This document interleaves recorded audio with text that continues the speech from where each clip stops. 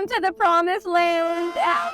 This is our welcome sign, and basically, this is just one of the promised lands, but this is the promise that the Lord gave me. Your trees will bear fruit in season, your rain will come in season, and upon this land you shall have no lack. This property is 25 acres on this side, and then 17, we got an additional, years later, 17 acres for a boys' promised land.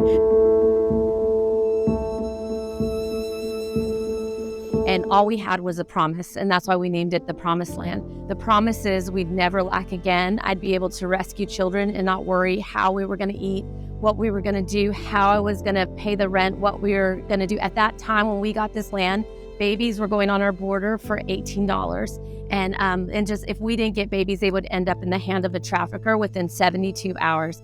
The kids that live here, they've never had a home before. They've lived in slums, they've lived in trash, they've lived on the streets. They've never had anything like this in their life. So my vision and my heart for them was that they can roll and play in grass, and they can run freely, and they can play soccer, and they can just have healing in this place. I'd do family style safe homes where I'd give a house mama or a house father. I'd give them a family. I'd give them a mother and a father.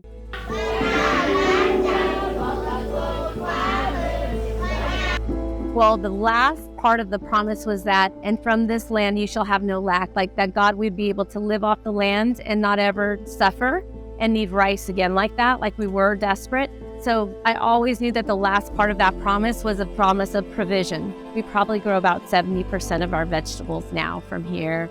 Yeah, all organic, no pesticides, nothing. Our cricket farm, crickets are the cleanest form of protein. And so it's one of the ways that you can definitely, it's a huge thing in America right now, but it's one of the ways that you could survive is from crickets. So they kind of roast it like nuts, and they eat it like that, like roasted on top of rice. We have a fish farm, we have a chicken farm.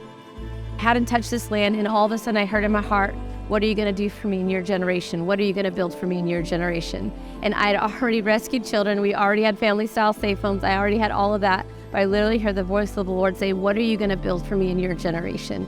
And I knew he was saying, build his house, build his church. At the end of the day, the thing that the Lord is building is his church on the earth. And so the Lord said, build me a place where generations can come to know me, just a place of love, of joy, of healing, of protection, of family.